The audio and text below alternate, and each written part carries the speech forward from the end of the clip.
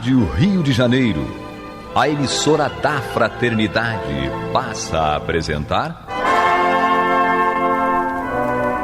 Luz na Penumbra, programa que leva ao seu coração a mensagem da doutrina espírita.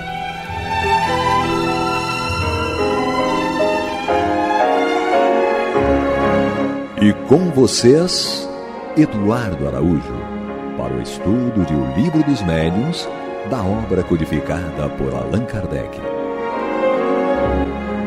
Amigos ouvintes da Rádio Rio de Janeiro, que Jesus nos conduza. Estamos de volta para o nosso encontro, estudando o Livro dos Médiuns, no programa Luz na Penumbra, na companhia do Paulo Renato. Deus nos abençoe. O Weber está ali na técnica, não é? E o Agênero daqui a pouco se materializa. Ele precisou sair um pouco. Olha só, nós estamos estudando a segunda parte do Livro dos Médiuns, capítulo 6, que vai tratar das manifestações visuais. E vamos continuar no quarto parágrafo do item 104. Paulo, você quer fazer a leitura? Todavia, é esse? Não, é o superior. É os fatos, o que está acima.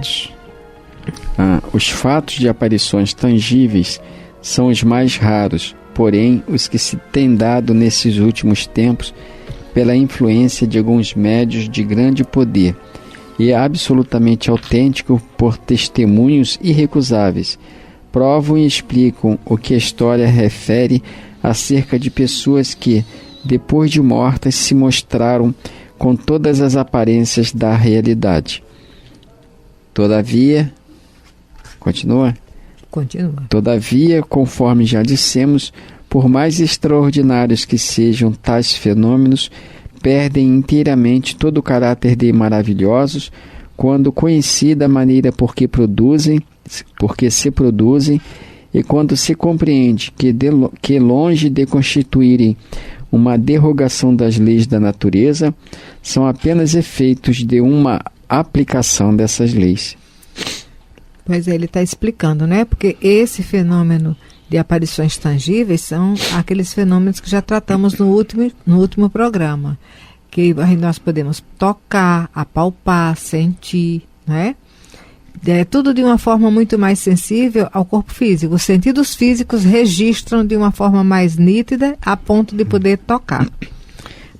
Justamente muitos lançam dúvidas sobre essa verdade, né, dizendo que uma vez a pessoa morta, ela não, até que venham admitir a sobrevivência da alma, mas não admitem ou não conseguem compreender que os espíritos possam se tornar visíveis e perfeitamente táteis, né, perfeitamente tangíveis, de modo até, em alguns casos, a causar a impressão de que estamos de frente de uma pessoa encarnada. Então as pessoas raciocinam nesses termos sem muita convicção, não acreditam muito que esse fato exista, que ele seja real. Mas nós, os cristãos, temos um fato dessa natureza e que é a base da nossa convicção cristã, que é a ressurreição de Jesus. Jesus foi morto, todos o viram crucificado, e logo depois Jesus foi visto por mais de 500, apareceu inicialmente aos apóstolos, a Madalena, e pediu que Tomé o tocasse. Então nós temos ali um fato, né, que é incontestável, porque é a base da nossa crença, digamos, cristã, essa ressurreição de Jesus, né, e os apóstolos, os seus discípulos, puderam verificar que realmente era ele, né, que voltava dos chamados mortos.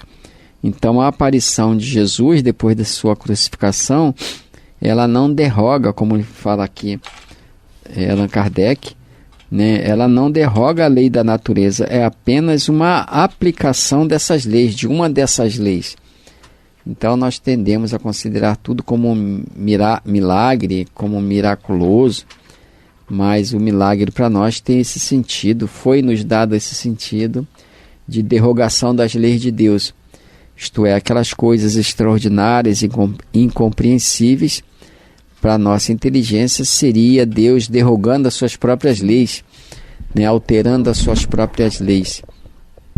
E nós não podemos entender que Deus desça para errar com os homens, né? Deus é Deus, sempre foi Deus, as suas leis também têm o caráter de eternidade. Então Deus não se imiscui, não se envolve com os caprichos humanos, né? Negar a Deus e as suas leis, esse caráter de permanência, é tirar a própria permanência de Deus, a própria onipresença de Deus. Então Deus não deixa de ser maior, porque os fenômenos que se deram com Cristo e se dão em alguns momentos até hoje, porque esses fenômenos não eram miraculosos, né? Muita gente acredita que estaria diminuindo o poder de Deus, a grandeza de Deus, quando se interpretasse os fenômenos com as leis que o ser humano já conseguiu estudar e descobrir as causas.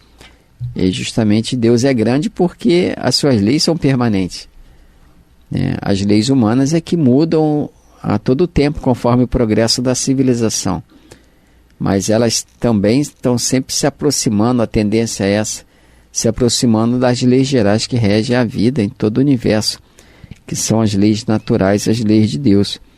Então, aos nossos olhos espírita, cristão, Deus se torna cada dia maior, né?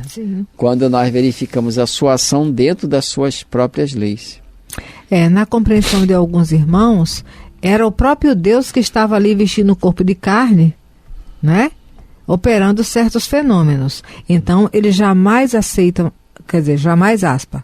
Esse jamais aqui é dentro dessa atual encarnação, da compreensão da religião que eles abraçaram, e entender que alguém possa fazer igual a Deus, porque eles têm Jesus como Deus, né? E dessa forma eles blindam de tal maneira que ninguém poderia ser contribuinte para um fenômeno de efeito físico, que também aconteceu quando Jesus estava aqui. Tem diversas passagens no Antigo Testamento que também repetem esse texto, essa afirmação de Jesus, né? Eu e o Pai somos um, né? E nos textos antigos tem essa mesma afirmação. Jesus Cristo, na verdade, ele baseou todo o seu ensino nos textos antigos. Ele toma os textos antigos que os fariseus diziam conhecer, que os judeus à época diziam conhecer, e repete aqueles textos e diz que aqueles textos eram verdadeiros porque falavam dele, do Messias que haveria de vir. Sim. Então Jesus diz que ele era um com o Pai, mas que os apóstolos eram um com ele. Desejo que sejais um comigo. Então, nesse sentido, nós teríamos que confirmar, né, dentro desse entendimento, que os apóstolos também eram Deus, né? E ele mesmo fala, vós sois deuses. Não, então, poder fazer tudo que eu faço e muito mais. Quer dizer, se Jesus disse que ele era um com Deus e por isso entenderam que ele era Deus, né, então a gente, por inferência, por consequência, devemos também concluir por esse raciocínio que os apóstolos também eram deuses, porque Jesus falou que tanto eu sou um com o Pai, quanto vós sois um comigo. E ele estava se referindo à unidade de propósito, de objetivo, de sintonia. Aquele espírito que atingiu um determinado nível de evolução, que já compreende Deus e pode executar as suas vontades, com base nessa autocompreensão que a gente, na verdade, não sabe o que é. Mas é importante que a gente considere que, com a permissão de Deus, os espíritos podem, e se não só podem, mas conforme o caso, eles se tornam perfeitamente visíveis e tangíveis. Tem muitas experiências nesse campo de pessoas sérias, de pesquisadores sérios, pesquisadores, aliás, que nada tem a ver com o espiritismo, tão somente estudar os fenômenos. Muitos entraram nessa pesquisa para tentar verificar até onde ia a tal da fraude, E as pesquisas levaram-nos à convicção. Assim como muitos se aproximaram do Chico, não para conhecerem a sua obra, verificarem as mensagens que ele recebia, mas julgando que poderiam desmascará-lo, né? Julgando que ali por trás daquelas mensagens existia uma farsa. E descobriram que o Chico era autêntico, que as mensagens eram autênticas, e muitos se tornaram espíritas. Outros não, saíram convencidos da honestidade do Chico, mas não se tornaram espíritas. E nem tampouco colocaram ele como uma pessoa que lesava a confiança do povo. O Arigó também passou por isso, né? Muitos se aproximaram dele tentando gerar uma situação que pudessem usar para persegui-lo. Justamente. Tantos médios honestos que foram perseguidos, mas que os que se mantiveram na fidelidade do compromisso que abraçaram, eles conseguiram silenciar os seus contendores, os seus acusadores. Mas outros tantos, infelizmente, caíram na armadilha que montaram para eles e acabaram realmente sendo desacreditados. Não desacreditaram a doutrina, mas ficaram desacreditados. Então é importante considerar isso. Não basta que o fenômeno existe em si, tem que saber as causas do fenômeno e, digamos, as suas origens. E a origem sempre vem do Cristo. E em última instância vem de Deus, que sem o que nada acontece, né? Sem o qual nada acontece. Sim. Vamos lá, Paulo, e mais um pouquinho. 105. Agora é 105. Por sua natureza e em seu estado normal, o perispírito é indivisível e tem sido de comum com uma imensidade de fluidos que sabemos existir sem que, entretanto, jamais os tenhamos visto. Mas também do mesmo modo que alguns desses fluidos pode ele sofrer modificações que o tornem perceptíveis à vista, que é por meio de uma espécie de condensação, que é por meio de uma mudança na disposição de suas moléculas. Aparece-nos então sob uma forma vaporosa. Continua? Pode continuar.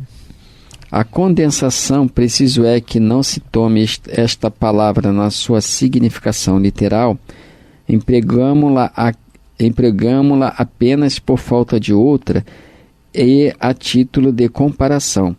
A condensação, dizemos, pode ser tal que o perispírito adquira as propriedades de um corpo sólido e tangível, conservando, porém, a possibilidade de retomar instantaneamente seu estado etéreo e invisível. Então vamos comentar aí um pouquinho, né?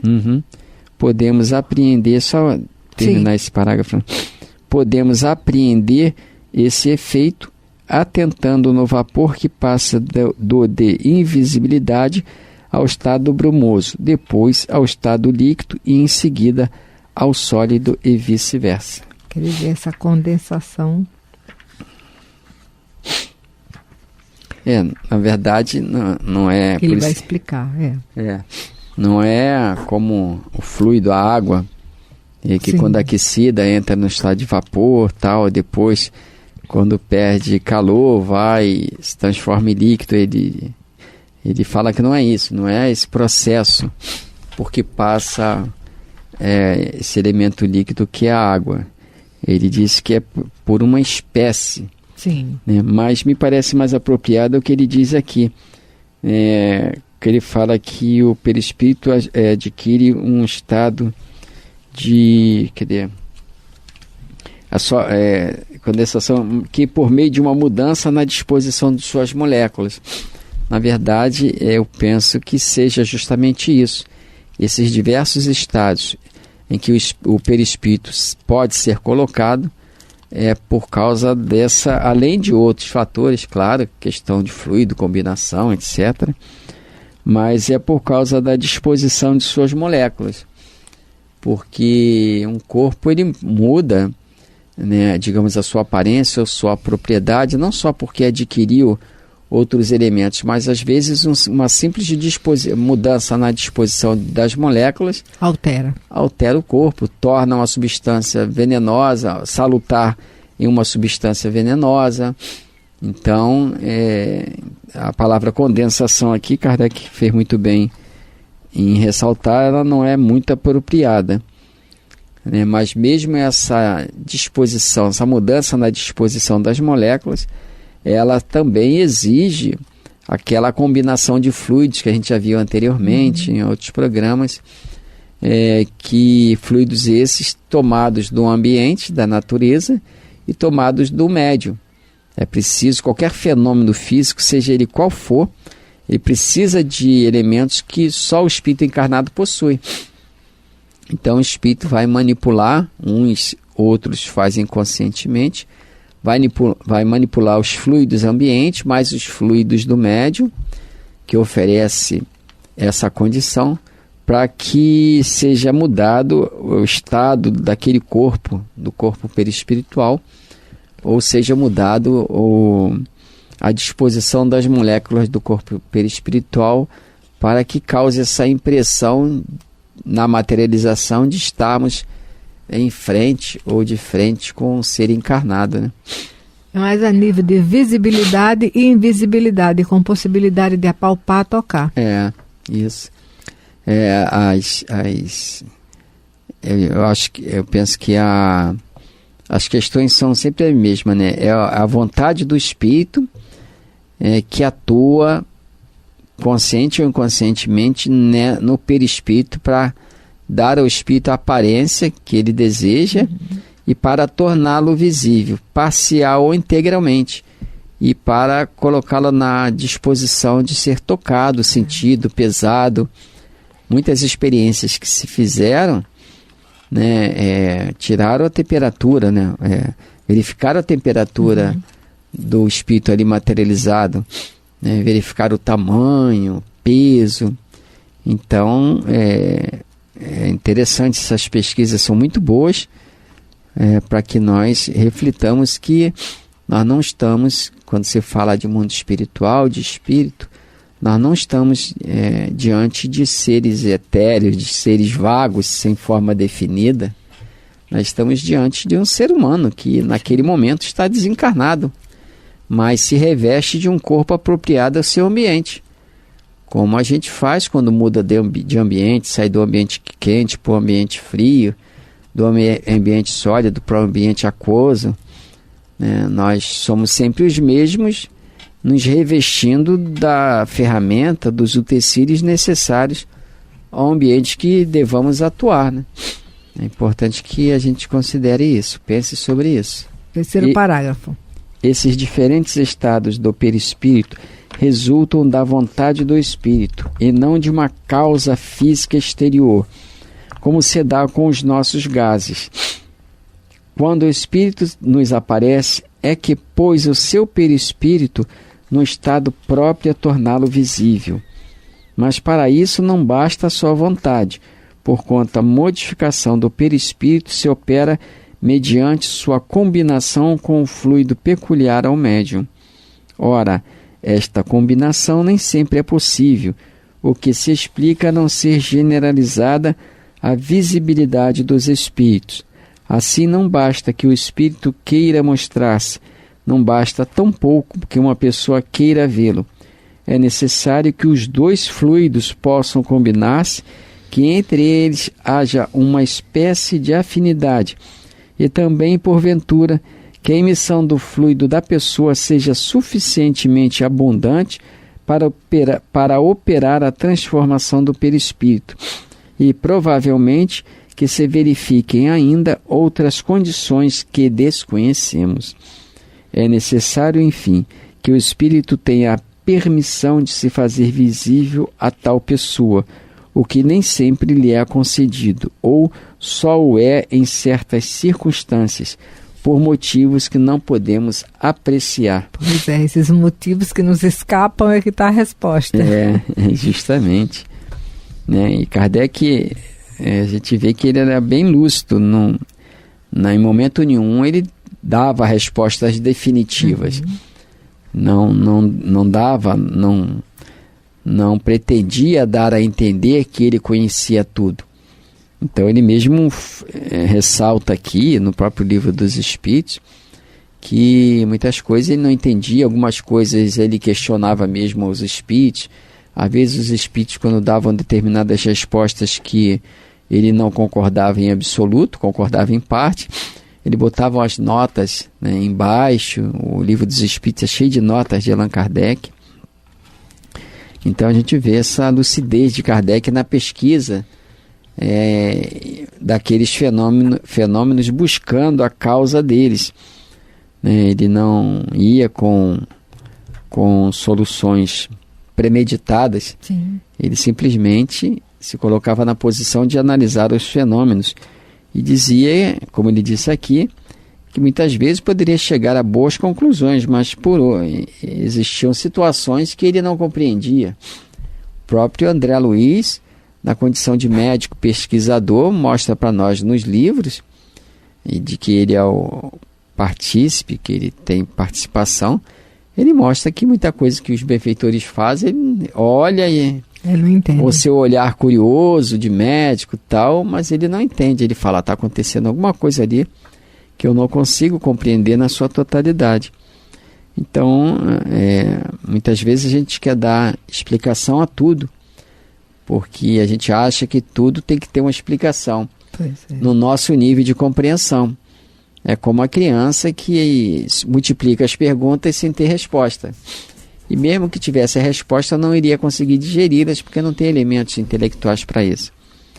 Então a gente sempre acha que deve ter todas as respostas, mas tem que ter humildade de reconhecer que não pode. Está todo mundo aprendendo. Até o que nós compreendemos hoje numa direção é para estruturar tempo, né? Com tempo, maturidade para ouvir algo maior. Porque se a gente não tem uma base, não vai ter chão para ficar segurando a ideia até chegar à explicação mais ajustada. É isso que os espíritos falaram para Allan Kardec. Que a doutrina espírita surgiu num momento em que a humanidade poderia compreendê-la. Se surgisse antes, teria abortado. Porque não tinha elementos de compreensão. Então, assim como na escola nós vamos juntando elementos intelectuais para compreender as coisas mais complexas, as revelações vindas no mundo espiritual também se dão paulatinamente, gota a gota, na medida que nós vamos nos familiarizando com elas e que as condições de vida ofereçam oportunidade para que a sociedade possa refletir de alguma forma, né? Olha. Então a gente tem que ter essa percepção que as coisas vão surgindo realmente cada coisa no seu próprio tempo. Para ser bem aproveitado. Até a ideia seria abortada. O texto antigo da Bíblia ele também fala sobre isso, que cada coisa no seu tempo. Há tempo de plantar, há tempo de colher, há tempo de morrer, tempo de nascer. Tem um texto bíblico que fala sobre isso. E a gente esquece desse tempo. Então, a gente fica com essas reflexões e agradecemos a Deus, né, pelas bênçãos que recebemos através da doutrina espírita, né, que nos ajuda a conhecer um pouco mais sobre nós mesmos na condição de espíritos. Muito daquilo que nós falamos como sendo verdade, com certeza quando desencarnarmos o benfeitor vai falar: meu filho, você estava no caminho certo, mas não era bem aquilo. A lente estava trocada. Aí lembro do Raul que ele diz assim, que tenhamos atenção, porque nós temos o roteiro do céu, para não usá-lo e seguirmos para o inferno. Um abraço, que Jesus nos conduza. Você está ouvindo o programa Luz na Penumbra.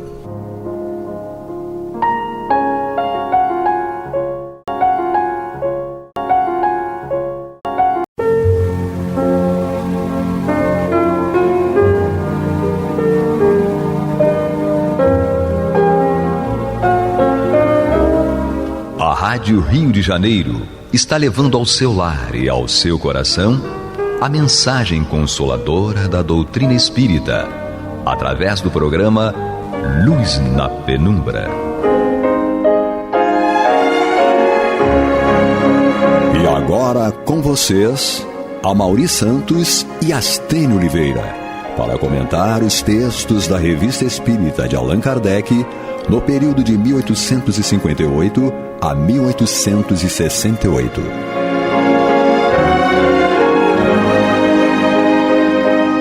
Olá, amigos, estamos aqui reunidos mais uma vez para analisarmos a Revista Espírita de 1858 a 1868, as datas pares. Eu, Amaury Santos e Astênio Evangelista de Oliveira. Lembrando a vocês que contribuam no Clube da Fraternidade 3386-1422 3386-1422. Astênio, vamos ao que interessa, a emoção. Isso. Como é que chama aí? Sócrates. O Sócrates está fazendo, na verdade, o Platão, uma narrativa, né? Sobre o Isso. O Platão estava, né, nós vimos no nosso último programa, ele estava atribuindo ao Sócrates um determinado discurso junto a Glauco, e que o Sócrates estaria revelando a Glauco uma ocorrência com o armênio né, que teria morrido numa guerra, né, e depois de 10 dias ressuscitou, né, para poder... Como Lázaro, né? Para poder narrar tudo o que ele viu na condição de morto naqueles últimos 10 dias, né? Então, eles estavam agora numa campina, onde se reuniam, né, espíritos felizes ou espíritos infelizes e tal. E no capítulo que nós vimos, na parte, né, no parágrafo que nós vimos no nosso último programa, constava o seguinte: estava presente quando uma alma perguntara a outra onde estava o grande Ardier. Esse Ardier havia sido tirano numa cidade da Panfilha 1000 anos antes. Tinha matado seu velho pai, o irmão mais velho, e cometido, ao que se dizia, vários outros crimes hediondos. Ele não vem, nem virá jamais aqui, respondeu a alma. Então aqui que ele fala naquela campina onde ele estava se encontrando. A esse respeito, todos fomos testemunhas de um espetáculo horroroso. Quando estávamos prestes a sair do abismo, após haver cumprido nossas penas, vimos Ardier e vários outros, cuja maioria era formada de tiranos como ele, ou de seres que, em situação particular, tinham cometido grandes crimes. Em vão eles se esforçavam por subir para sair do abismo, né? E todas as vezes que esses culpados, cujos crimes não tinham remédio ou não haviam sido suficientemente expiados, tentavam sair, o abismo os repelia bramindo, né? Como se fosse gritando, né? Então, personagens detestáveis, de corpos inflamados, que lá se encontravam, acorriam a esses bramidos. Parece até com alguma obra do próprio André Luiz, os gritos no umbral e tal, né? Exatamente. Então personagens detestáveis de corpos inflamados que lá se encontravam acorriam a esses bramidos. Primeiramente, levaram à força alguns desses criminosos. Quanto a Ardier e os outros, ataram-lhes os pés, as mãos, a cabeça, e lançando-os por terra e os maltratando violentamente, à custa de pancadas, os arrastavam para fora da estrada, por meio de sarças sangrentas, repetindo as sombras à medida que passavam algumas delas. E 2 pontos. O que eles falavam com as sombras? Eis os tiranos e os homicidas. Nós os arrastamos para lançá-los no Tártaro. Aí fecha aspas, né? Essa alma acrescentava que entre tantos casos terríveis, nada lhe causava mais pavor que o bramido do abismo, sendo para elas uma suprema alegria poderem sair em silêncio. Então, a gente realmente, quem lê as obras do André Luiz, né, verifica que isso aqui não está longe da realidade, né? Não é. Bom, tais eram aproximadamente os julgamentos das almas seus castigos e suas recompensas. Então isso aqui é o Platão falando, né, descrevendo as descrições do Er, né, do Er, né?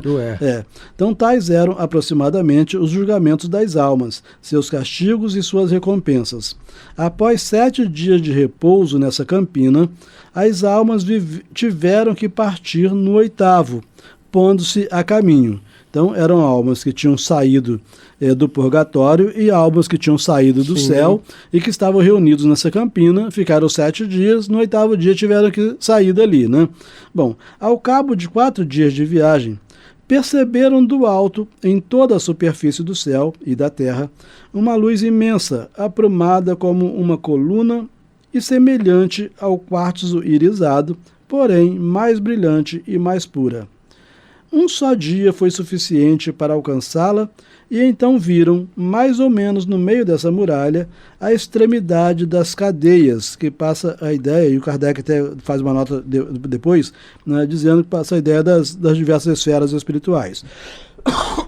Bom, um só dia foi suficiente para alcançá-la, e então viram, mais ou menos no meio dessa muralha, a extremidade das cadeias que se ligam aos céus.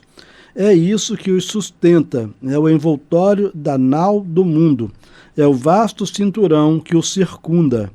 No topo estava suspenso o fuso da necessidade, que nós vimos no início, uma deusa, né? Deusa mitológica, né? Então no topo estava suspenso o fuso da necessidade, em torno do qual se formavam todas as circunferências. Aí tem uma nota de rodapé aqui, nota de Allan Kardec. São as diversas esferas dos planetas, ou os diversos andares do céu, girando em torno da Terra, fixado no eixo daquele mesmo fuso. Então, Kardec identifica aqui as diversas esferas espirituais, né? Bom, isso lá na mitologia grega, né? Olha só quantos anos eles já tinham a ideia, né, do planeta como era. Sim. Em torno do fuso e as distâncias iguais, sentavam-se em tronos as 3 parcas aqui com P maiúsculo, em torno do fuso, e a distâncias iguais, sentavam-se em tronos as 3 parcas, filhas da necessidade. Então, a necessidade, que é essa deusa, né, ela tinha 3 filhas, que eram a Láquesis, a Cloto e a Atropos. Sobre essas tem uma nota de rodapé da editora, dizendo: essas 3 parcas, na mitologia, controlavam o fio da vida humana. Cloto fiava a lã, Láquesis embrulhava o fio, e Atropos cortava-o, determinando dessa forma o nascimento, a vida e a morte de cada indivíduo. Observa que tem uma semelhança com o Espiritismo. Semelhança, mas tem diferenças muito grandes. Sim, e mostra aqui, né, nessa mitologia, aqueles que cuidam do nascimento, aqueles que cuidam da morte, né, cuidam durante a vida. Que vai ter que retirar quando a pessoa morre. Isso. Né? Mas como eu falei no programa anterior, isso é mitologia, e mitologia não é fácil de ser entendido, e talvez nem seja para ser entendido mesmo. Né? Mas vamos lá. Em torno do fuso e a distâncias iguais, sentavam-se em tronos as 3 parcas, filhas da necessidade, Láquesis, Cloto e Atropos, vestidas de branco e coroadas com uma pequena faixa. Cantavam associando-se ao concerto das sereias. Láquesis, o passado. Então, Láquesis cantava o passado. Cloto, o presente, cantava o presente. E Atropos cantava o futuro. Com a mão direita, Cloto tocava, vez por outra, o exterior do fuso, cabendo a Atropos, com a mão esquerda, imprimir movimentos aos círculos interiores do fuso, né? Enquanto, alternadamente, ora com uma das mãos, ora com a outra, Láquesis tocava no fuso e numa espécie de balança interior. Não interessa nada disso, porque, de qualquer forma, a gente sabe... Mitologia. É mito, né? Então, vamos lá. Tão logo chegavam, as almas tinham que se apresentar alácases. Então logo chegavam na condição de desencarnados, saíram do mundo, de repente, no caso aqui, já tinham saído do abismo ou tinham saído do céu, né, considerando as regiões inferiores ou as regiões superiores, né? Sim. Mas todas tinham que se apresentar alácases, né? Então logo chegavam, as almas tinham que se apresentar alácases. Em primeiro lugar, um hierofante. Aí tem uma nota de rodapé para a gente saber o que era hierofante. Sacerdote que nas religiões de mistérios da Grécia Antiga instruía os futuros iniciados, mostrando-lhes solenemente os objetos sagrados. Então, em primeiro lugar, um hierofante as colocava ordenadamente em fila. Depois, tomando do colo de Lácases as sortes ou números em que cada alma devia ser chamada, bem como as diversas condições humanas oferecidas à sua escolha, subia a um estrado e falava assim: eis o que disse a Virgem Lácases, filha da necessidade. Almas passageiras, ireis iniciar uma nova carreira e renascer na condição mortal. Então, uma vez que saíram lá das suas regiões, tinham que voltar para a reencarnação, né? Então, eis o que disse a Virgem Lácases, filha da necessidade. Almas passageiras, ireis iniciar uma nova carreira e renascer na condição mortal. Não se vos assinalará o gênio, vós mesmos o escolhereis. Então, o gênio aqui seria como se fosse o guia espiritual, e que ela escolheria o próprio guia espiritual. Tá?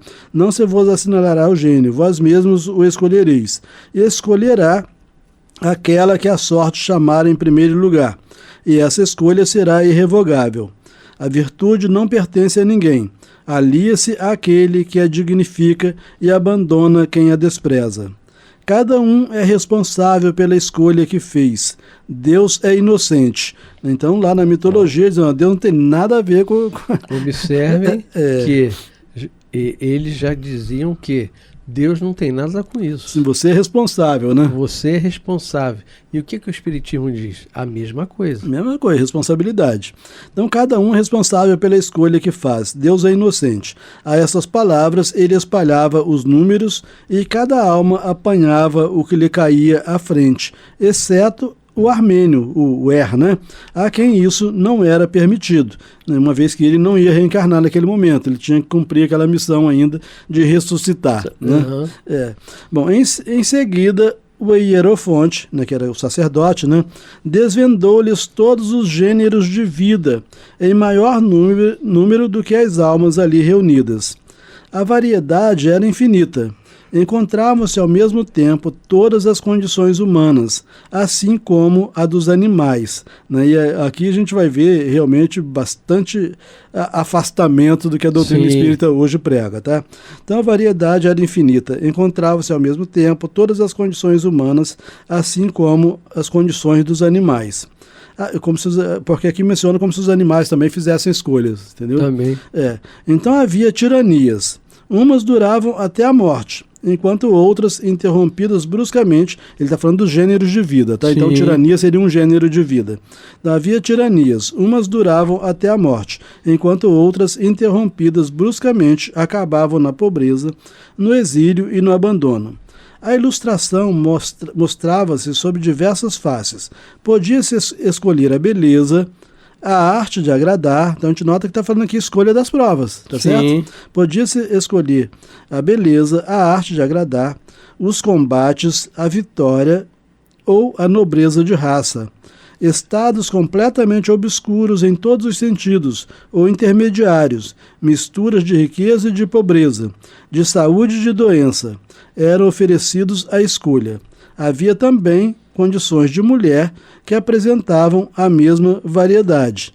Então, nascer homem ou nascer mulher era uma escolha também que se fazia, né? Era uma opção. Então a gente vê assim, para algo tão antigo, né, para a época de Platão, que isso aqui é uma criação de Platão, mas já se referindo à escolha das provas, das experiências terrestres feitas antes da reencarnação. Tranquilo? Para você tá tranquilo? Tranquilo. Então vamos lá. Daqui a pouco a gente acaba esse negócio de Platão. De Platão. Sócrates. Aí as coisas ficam mais fáceis de entender, né? Bom, que a gente volta ao nosso mundo aqui. Mas o nosso ouvinte tem que entender que tudo tem uma sequência. E essa sequência é de 2.000, 3.000, antes de Cristo. Sim, e a gente tem que levar em conta que a gente precisa aprender de tudo, né? Claro. E só a informação da gente, né, de que a ideia que hoje a doutrina espírita prega não é uma ideia nova, que ela já está presente na própria mitologia grega, né? E tendo as coisas que a doutrina espírita tem, livre-arbítrio, e que você escolhe as provas. Sim, e as consequências após a morte do tipo de vida que você teve. Exatamente. Né?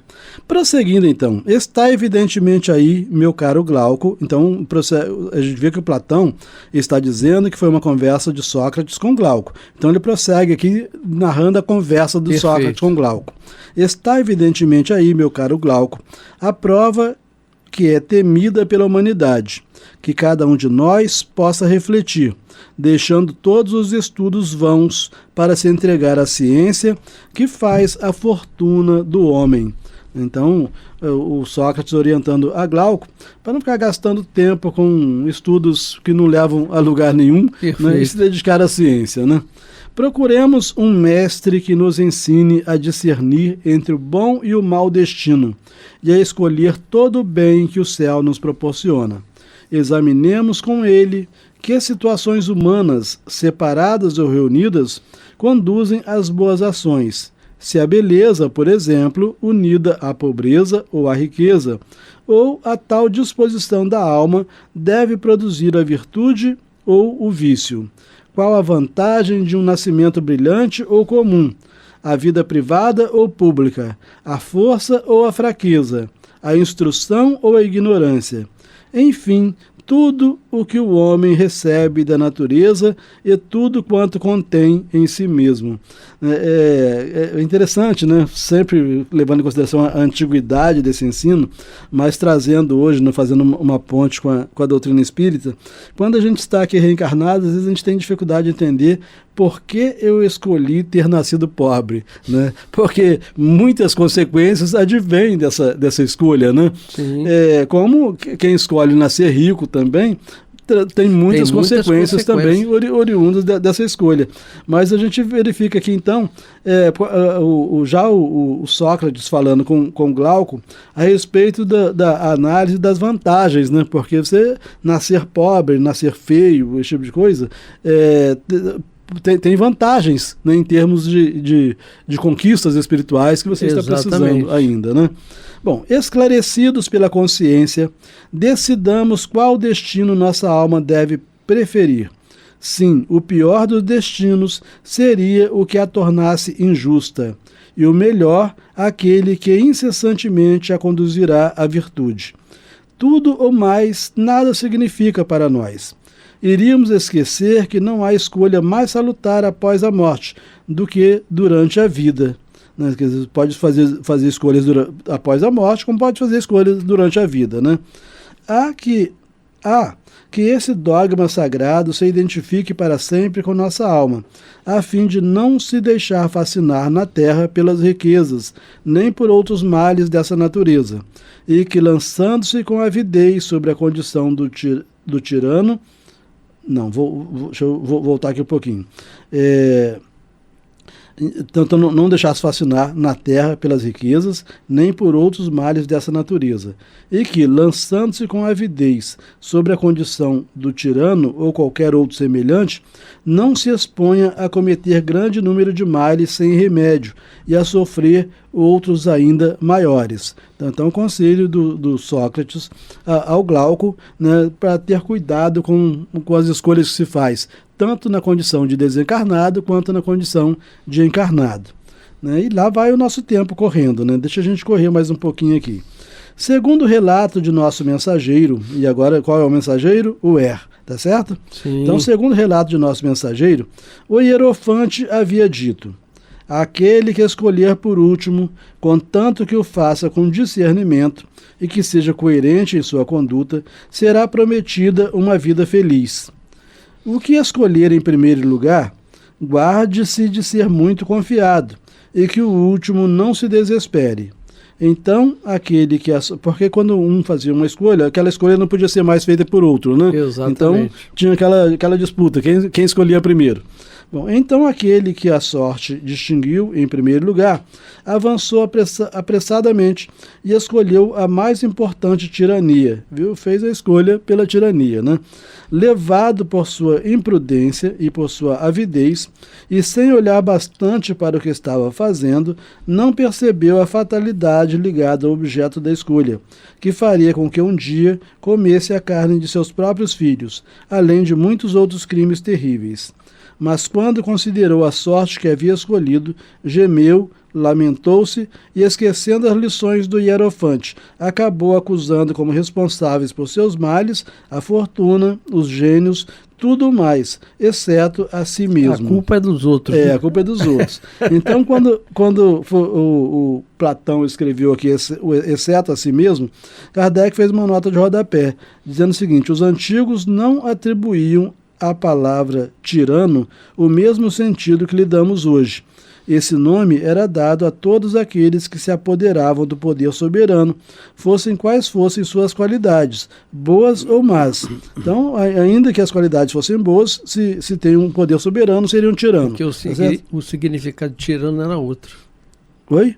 Porque o significado de tirano era outro. Sim, não tinha a mesma história, porque hoje o tirano é sempre mal. E o tirano, à época, poderia ser bom também. Bastaria Exatamente. ser detentor do poder, né? Bom, então voltando aqui.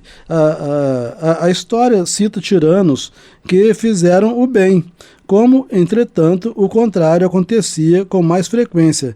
E, além disso, para satisfazer a ambição de ou perpetuar-se no poder, nenhum crime lhe era defeso, né, proibido, né? E esse vocábulo tornou-se mais tarde sinônimo de cruel e se aplica a todo homem que abusa de sua autoridade, né, que é o conceito de tirano moderno, né?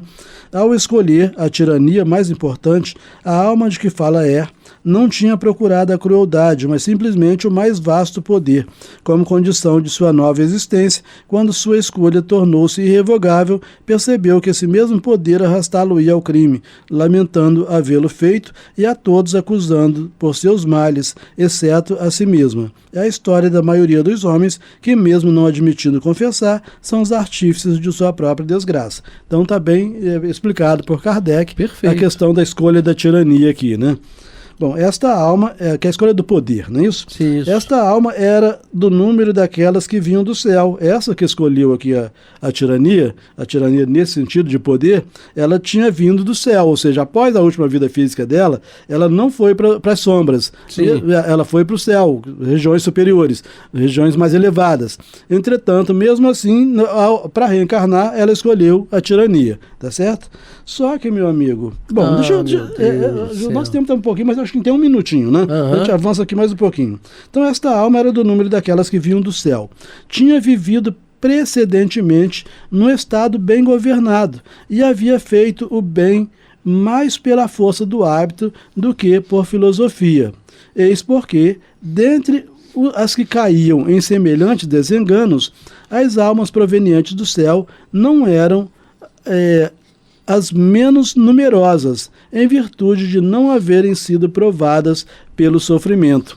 Então, o filósofo estava dizendo aqui, né, que essas que provinham do céu, elas não tinham passado por uma vida de sofrimento, né, porque a vida de sofrimento gera sofrimento. Gera sofrimento, não é isso? Mas a gente vai ter que parar por enquanto, não interromper. Ah, meu Deus do céu. Temos que parar. Então, amigos, eu, Amaury Santos e Astênio Evangelista de Oliveira, terminamos agora este capítulo emocionante da Revista Espírita de 1858 e indo para a Revista Espírita de 1868. Até 1868. Até. Isso. Porque depois vão ter que ter outras pessoas, porque a gente vai ter que reencarnar. Muita paz.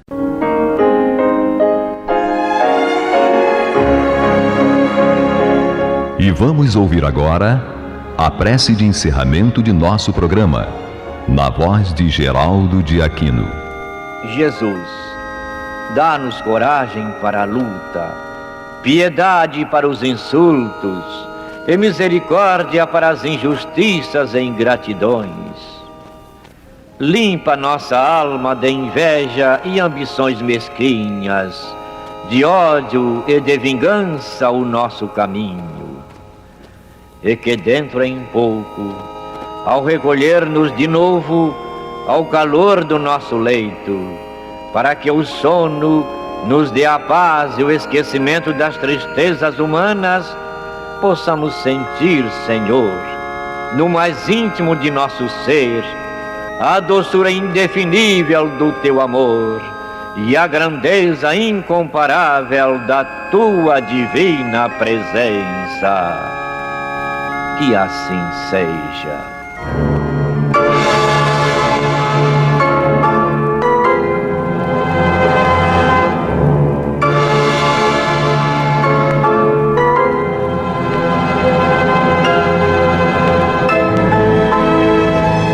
Acabamos de apresentar o programa Luz na Penumbra, que voltará a ser apresentado amanhã às 21 horas nesta emissora.